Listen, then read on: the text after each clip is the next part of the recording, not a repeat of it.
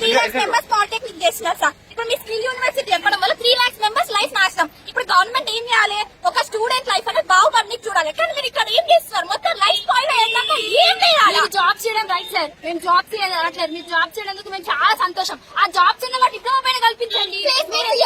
Higher education ఎందుకు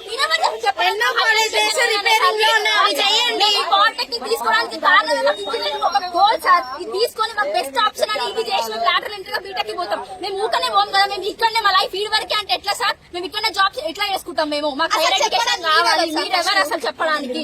వి want justice sir. మీరు తొందరగా మా పేరెంట్స్ ఏమనుకుంటున్నారు? మా కూతురు మా కొడుకు పాలిటెక్నిక్ చేస్తున్నారు, డిప్లొమా చేస్తున్నారు అని చెప్పేసి అనుకుంటారు. ఇప్పుడు ఏమంటారు? ప్రైవేట్ స్కిల్స్ యూనివర్సిటీలో మధ్య చేసినప్పుడు నా కూతురు నా కొడుకు లేబర్ పనులు చేస్తున్నారని చెప్పేసి చెప్పుకుంటారా? మీరేమైనా చేయండి. మాకైతే మా ఎస్బిటెట్ అట్లనే ఉండాలి, మా లాటరీ అట్లనే ఉండాలి.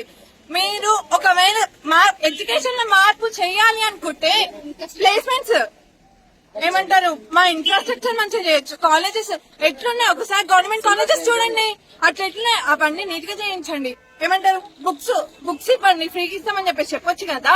స్కాలర్షిప్స్ చేయలేదు, స్కాలర్షిప్స్ దగ్గరికే పోలేదు. మీరు మా ఎస్బిటెట్ ని తీసేస్తే మొత్తం అని చెప్పేసి చెప్తే ఎవరు ఊరుకుంటారు? ఎంతో మంది లైఫ్స్ ఉన్నాయి. ఇప్పుడు వాళ్ళందరూ లైఫ్స్ ఖరాబ్ చేస్తారా?